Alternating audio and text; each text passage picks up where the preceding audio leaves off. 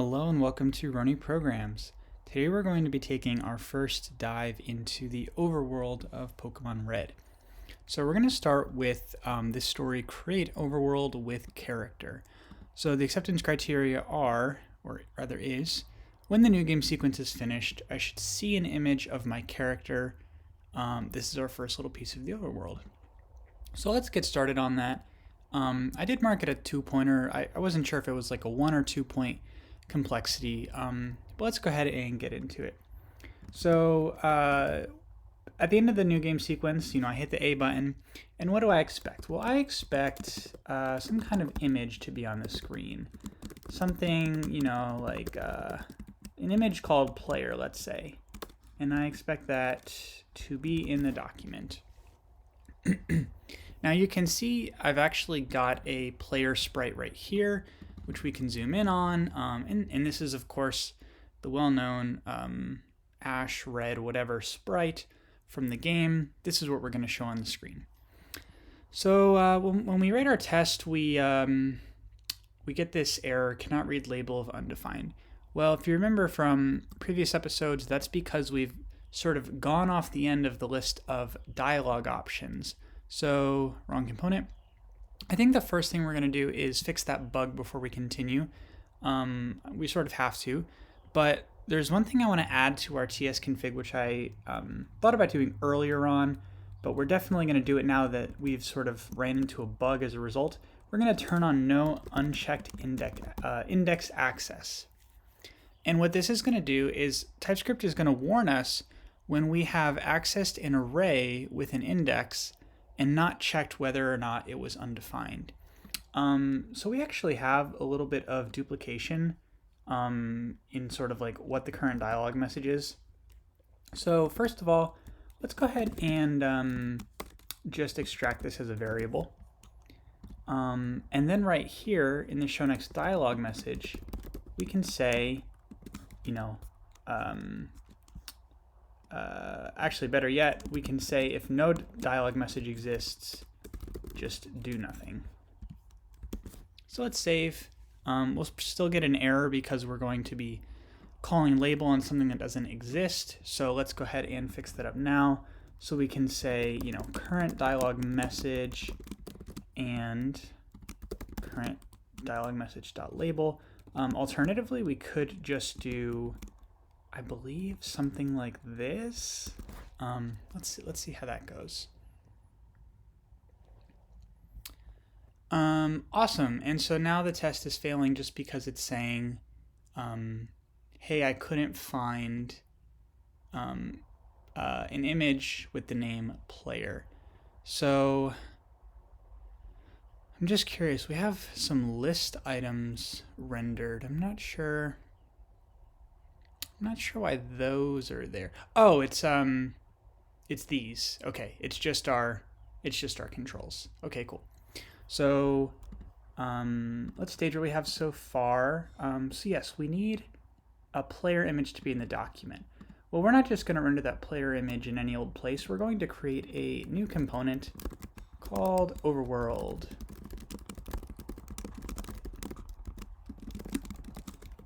And for now, we'll just return a stub.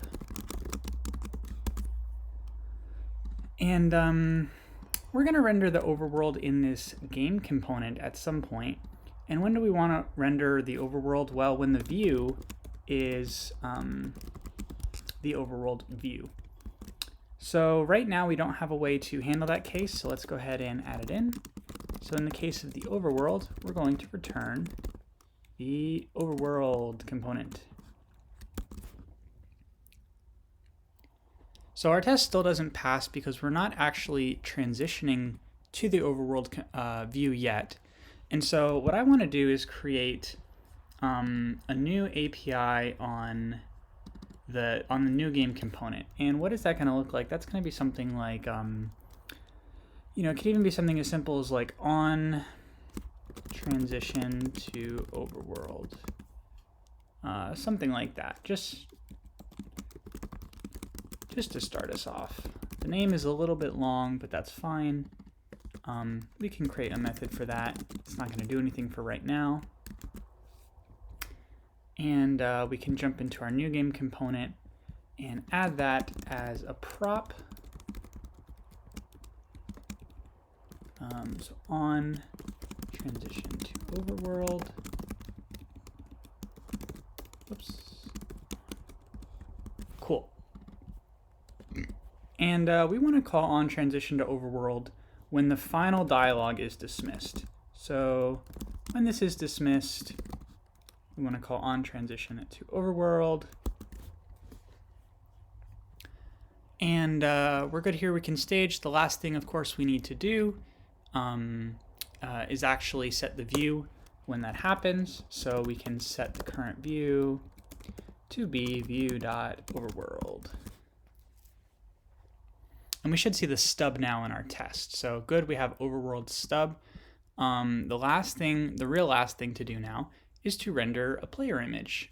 So we can go ahead and render a new image at something like, so this is at public assets, so maybe like /assets/player.png, and we need to give it some alt text because screen readers, and this is going to be the player.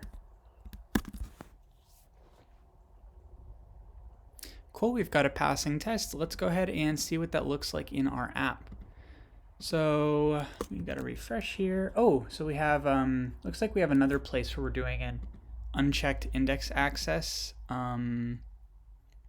Select option at cursor.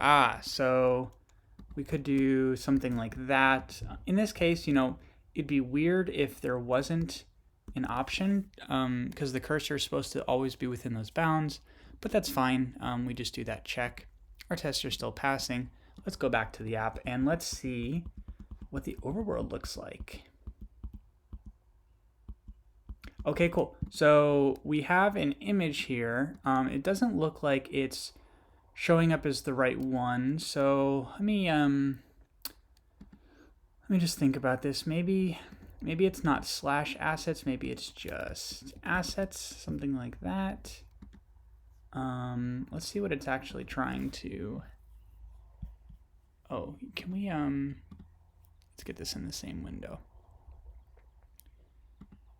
Source equals assets. Maybe something like public assets, something like that. Huh, I'm not sure. I'm not quite sure how to, let's look this up. React development image source.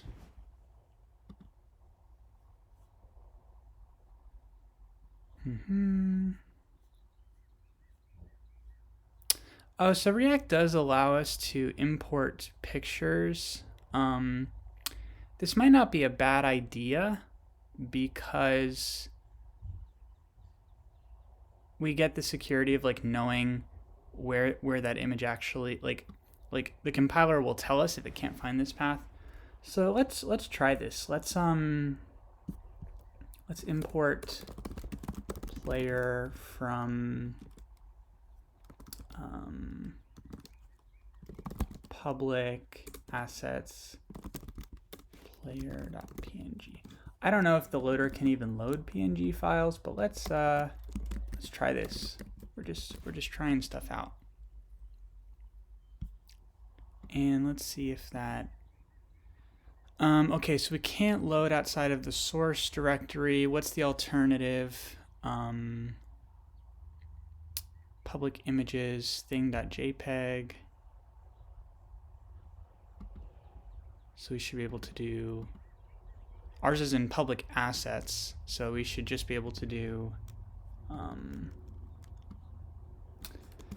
something like assets/player.png. Maybe we have to do like some kind of hard refresh. Let's see.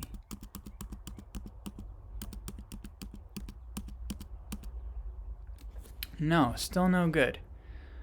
I'm trying to think of any other things I can think of. Here's our folder.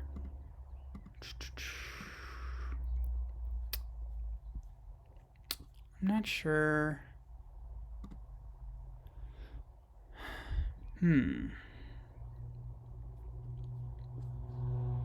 Let's try one more. Let's try image option. Ooh, sorry for that. Motorcycle or whatever that was. Public. Let's try adding public in there. Using the public folder.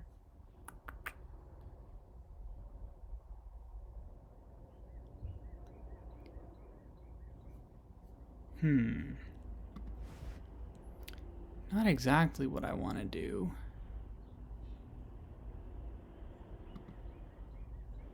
So, oh man, a lot of loud cars out today. If you can hear that, I think that's a truck going by. Okay, so maybe putting it in the public directory is not the best location, especially if we can't use this import syntax. So maybe we can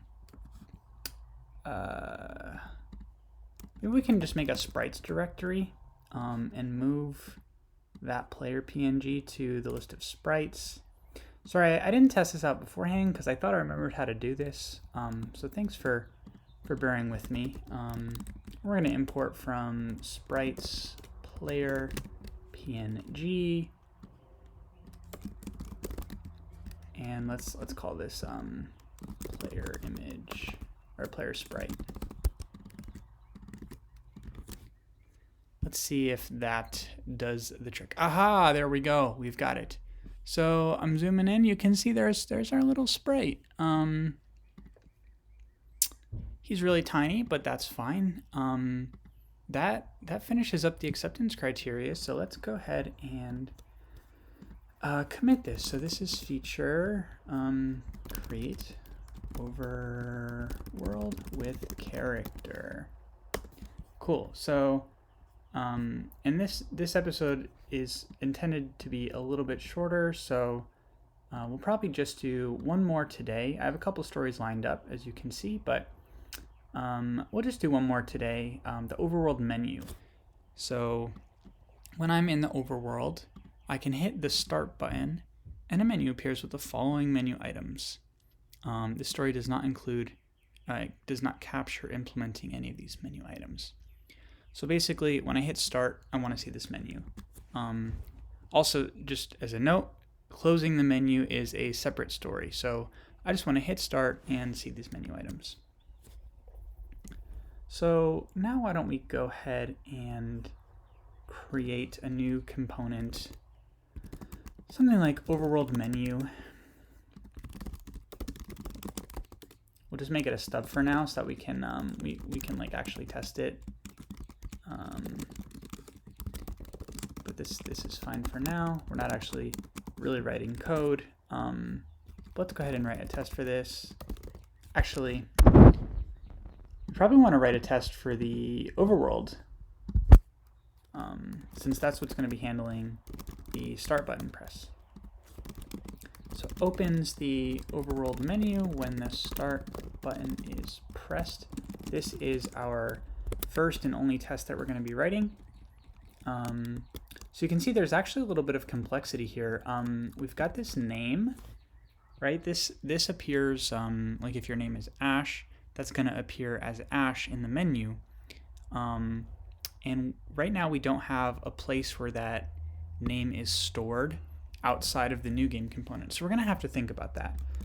But let's go ahead and tackle some of these other items. So what do we expect? We expect there to be, let's import the right screen first. So we'll import testing library, and we'll import user event.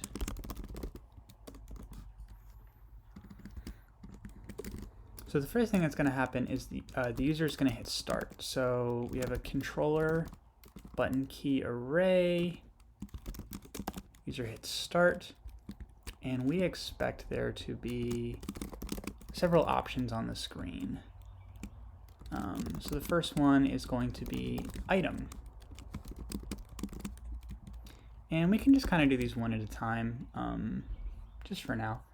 So our test is failing. In the overworld menu, let's go ahead, or no, sorry. In the overworld, oh, we didn't render anything. I was like, there's no output. Yeah, we didn't render the overworld component. So let's render overworld. Cool, and I see the player. Great. Let's go ahead and stage that.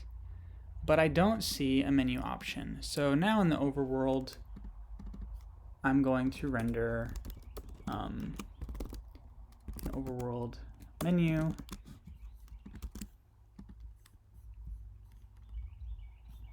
We see the stub.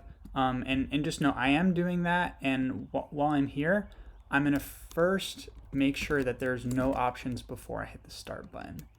So let's get all by role option, and then to have length 0.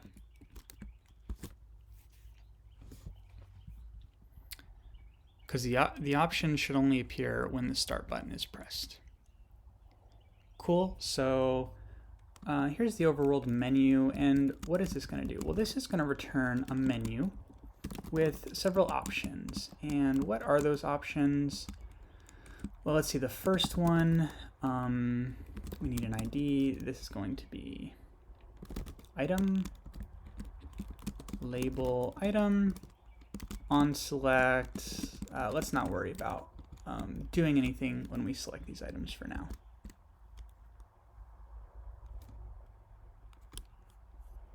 So our test is failing because we're rendering the overworld menu unconditionally. So let's stage what we have right now. And I'm going to go ahead and say, is overworld menu visible, set is overworld menu visible, and by default this is set to false. So we only want to render this if it's visible. Great.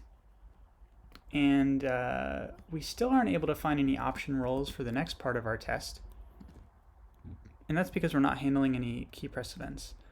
So what I want to do here is add a new controller listener. There we go. And on start press, which we don't have yet, I'm going to do handle start press, handle start press. That's going to do nothing for right now. Let's go into the controller listener so we can implement, or add rather, the on start press. On start press. We'll add a new item to the switch case. When the start button is selected, we call on start press, which we can pass in as a prop. And that should satisfy. Cool, that's satisfied there. And then what happens when the start button is pressed? Well, we're going to set that menu to be visible.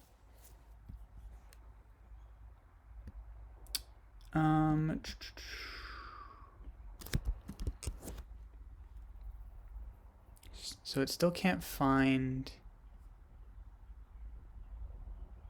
Interesting.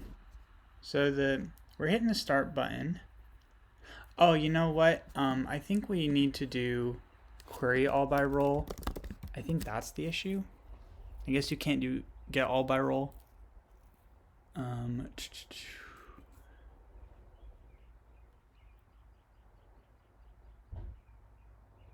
Was that the issue? Let me let me just see what the issue actually was saying.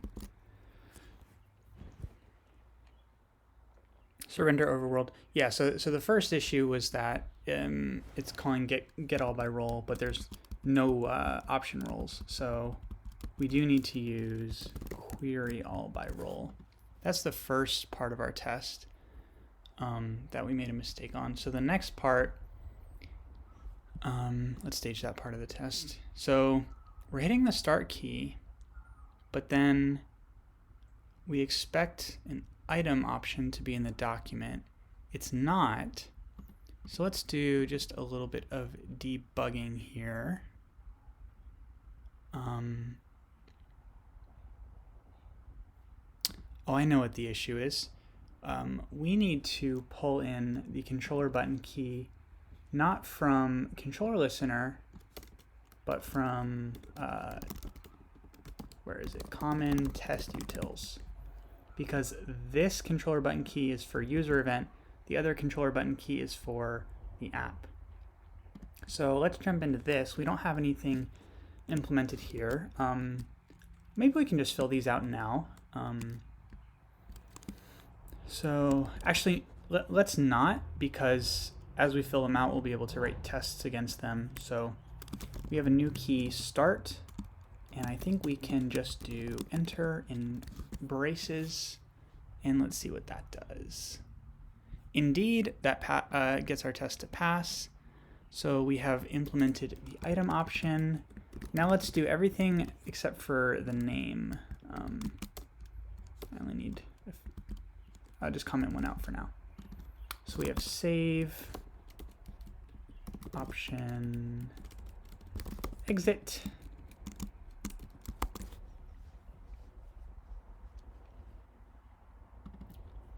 So cool, we have a failing test because we don't have those menu items. So let's add them real quick. Oops.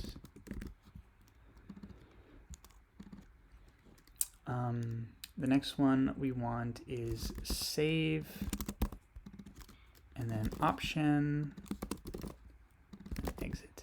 I don't love this ID field. I'm still not sure quite what to do with it. We kind of still, I think we still need one, unless we just want to assume that label will always be a string and is always going to be unique. I think the uniqueness is fair. I'm just wondering, like, design-wise, if we should just always have label be a string, or if we should allow label to be customizable as part of the menu API. Like if I could pass in, just as an example, something like this. But that's a question for another day. Let's go ahead and save. Cool, we have our test passing. So the last part of our test is we want to make sure that there's an option for the player's name. And so let's say that the player chose the name Ash. How, from the overworld, would it make sense to know what the player's name is? So this is the question. One thing I can think of is that right now the new game component holds the player's name.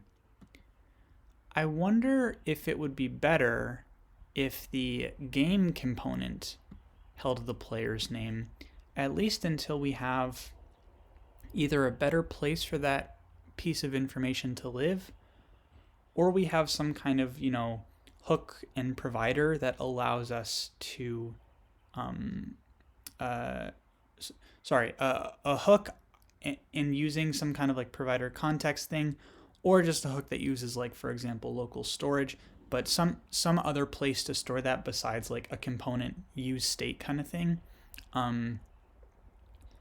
Yeah, until we have something like that in place, I think this is a reasonable place to put this information for now. The game, has knowledge about the player. It probably won't in the long run, but I think this makes sense for now. So let's stage that test, and let's go ahead and set player name. Let's create this piece of state in the game component. So just thinking about this. Right now, the new game sequence has the player's name stored. But perhaps the new game should receive the player's name as it's set. So it's going to maybe instead, it's going to instead take a player name. Something like that.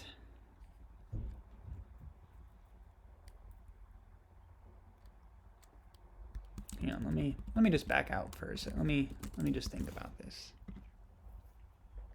So the game component we say is going to hold the player state.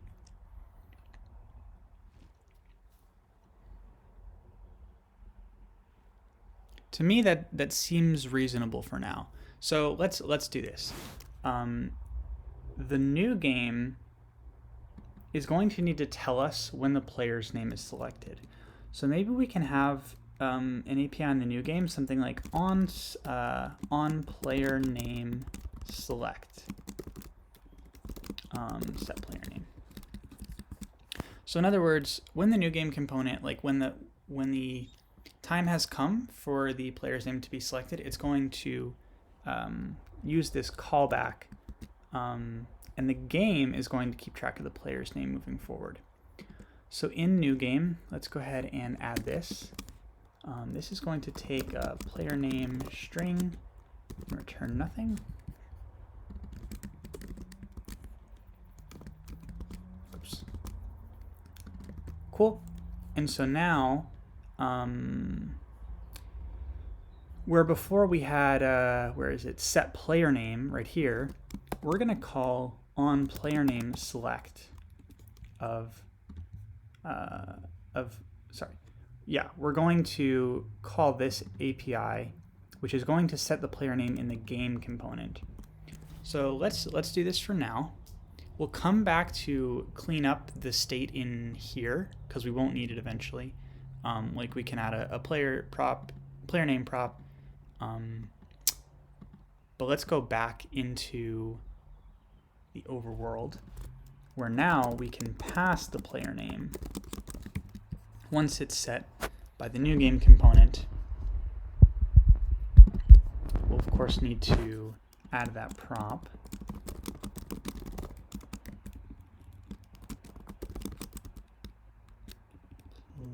Player name.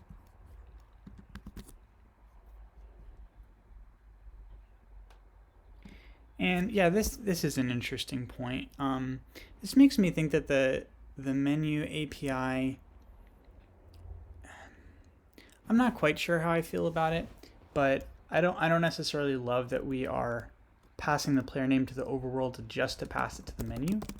But we can always clean up, kind of prop drilling type things as we go.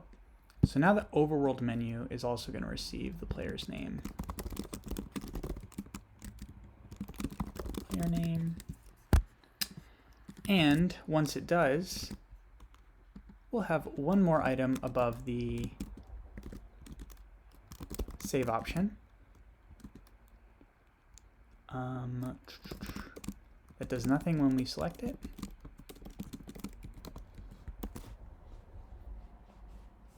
And fingers crossed.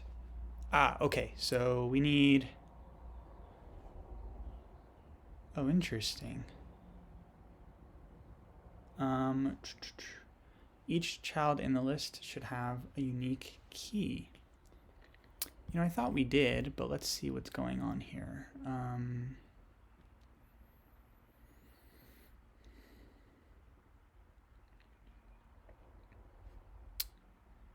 Oh, our test isn't passing a player name. So what's the player name going to be? Well, in this test, we said it was Ash. So let's render that. Cool. We've got passing tests. That's great. Now we can come back to the new game component. So we said because the game is going to be handling the player name state, we don't need new game to handle it anymore. So to refactor this, I think the first thing... I think the first thing we can do is go ahead and pass a player name prop, which is going to conflict with the existing. So maybe just for now, let's call this one player name old, something like that, just to let us know that we're not using it anymore and that we don't get that conflict. I made a small mistake. We actually we needed to do that refactor before we add this parameter. So let's try it one more time. Player name old. Tester still passing. Now we can add player name. And we can say, right, your name is player name, and replace instances of player name old. We'll see. Oh. Okay. Let's back out. So that's why we always have tests running to make sure we didn't break anything. So at this point, we're still good. Let's understand what's going on here. So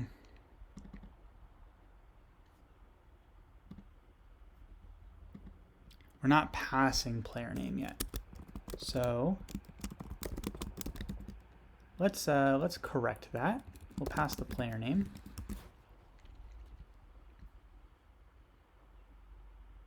Good, tests are passing still. We can come back into the new game and let's try this one more time.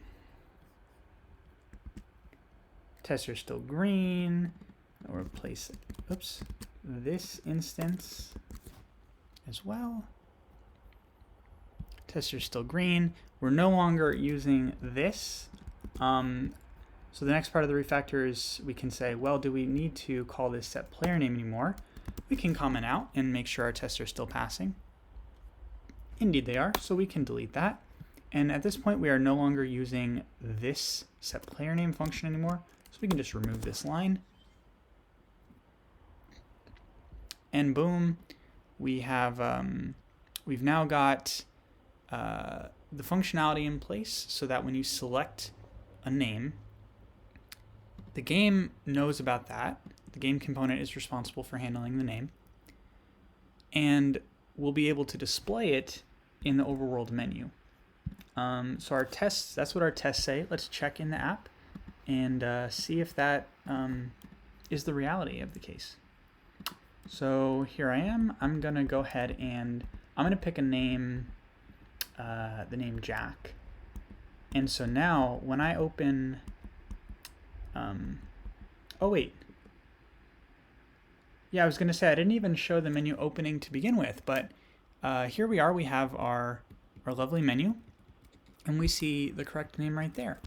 So I think the last thing I want to do though is our acceptance criteria had all the names in uppercase. So why don't we go ahead and just do that real quick. We'll grab all these labels.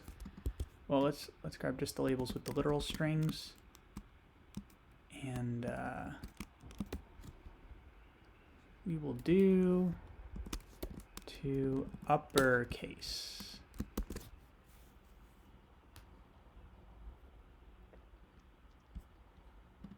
Awesome. There we go. There's our menu. That meets our acceptance criteria. We obviously can't close the menu or select any options right now, but those will be coming up soon. So what did we call this? Feature Overworld menu. And yeah, I don't know, this is kind of cool. We have a player, we have a menu we can open. You can see, you know, kind of coming up, we're going to be looking at closing the menu, saving the game, continuing the game. It's going to be good stuff. So thanks so much for watching, and I'll see y'all in the next episode.